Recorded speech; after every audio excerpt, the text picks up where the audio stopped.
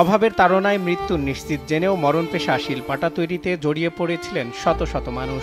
দীর্ঘ সময়ে কাজ করে অসুস্থতায় মৃত্যুর সংখ্যাও শতাধিক। নানা রোগে জড়িয়ে বর্তমানে পরিবার নিয়ে চরম হতাশার দুর্দশায় দিন কাটছে তাদের।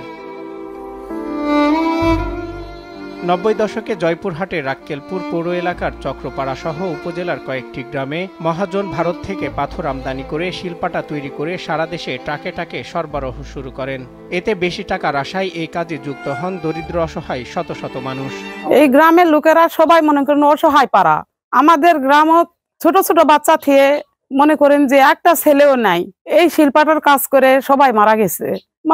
এখন বর্তমান খুব অসহায়। আমার ছেলে সালাউদ্দিন 17-18 বছর থেকে অসুস্থ, বিছনাগত, কোনো কিছু করতে পারে না। এই এখন কোনো মতে গাড়ি হয়তো বাইরে ভরে আর ঢুকে ঢুকে মারা যাচ্ছে। অভাবের তাড়নায় আর মহাজনদের সুকৌশলে কাজের আগে মোটা অঙ্কের টাকা পেয়ে তখন পিছপা হননি শ্রমিকরা। লোহার হাতুড়ি ও ছেনি দিয়ে পাথরের খোদাই করার সময় নাক, মুখ ও লোমকূপ দিয়ে পাথরের কণা ও ধুলি শরীরে প্রবেশ করে মৃত্যুর কোলে ঢলে পড়ে তারা। আমার স্বামী দুটা সন্তান থেকে মারা গেছে। একটা হলো 16 মাসের ছোল আর একটা 8 বছরের ছোল মারা গেছে। তখন সবাই মিলে দাউরের সাথে বিয়ে দিছে।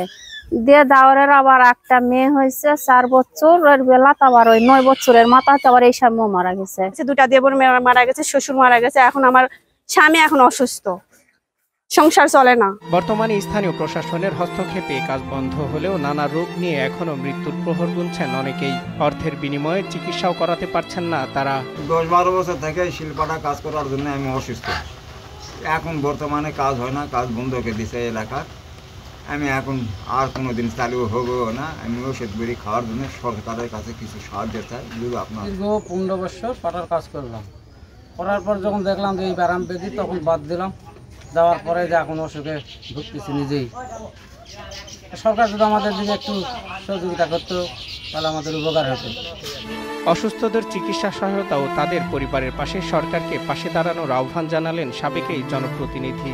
যারা এখনো অনেকেই মৃত্যুর সঙ্গে পাঞ্জা লড়ছে, তাদের আর্থিক অবস্থা খুবই খারাপ এবং চিকিৎসা সহায়তার জন্য সরকারের কাছে আমি অনুরোধ জানাচ্ছি। বর্তমানে প্রশাসনের তৎপরতা ও জনগণকে সচেতন করে এই পেশাটি বন্ধ করে দেওয়া হয়েছে।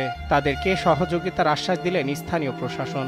যে শ্রমিকগণ কাজ করত, তাদেরকে দেখায় তারা বিভিন্ন ধরনের স্বাস্থ্য ঝুঁকিতে রয়েছে, পাশাপাশি পরিবেশ দূষণ হচ্ছে। এই মর্মে আমাদের কাছে যখন অভিযোগ আসে তখন আমরা অভিযান পরিচালনা করে তাদেরকে মোটিভেট করে তাদেরকে এই জায়গা থেকে আমরা দূরে আনার চেষ্টা করি এবং পাশাপাশি এই কারখানাগুলো আমরা বন্ধ করে দিই।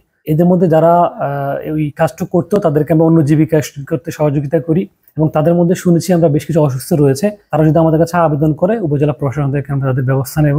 আর তাদের এখনো যাদের জীবিকা অন্বেষণ হয়নি, তারা যদি মনে করে যে আমাদের সহযোগিতার প্রয়োজন, আমাদের কাছে আসলে আমরা তাদেরকে সাহায্য করার চেষ্টা করব। এই মরণ পেশা আগামীতে যেন ফিরে না আসে ও অসুস্থ রোগীদের চিকিৎসার ব্যবস্থা সহ মৃত ব্যক্তির পরিবারকে সহায়তার দাবি জানান স্থানীয়রা। সজল বিশ্বাস, নিউজ ডেস্ক, দেশ টিভি।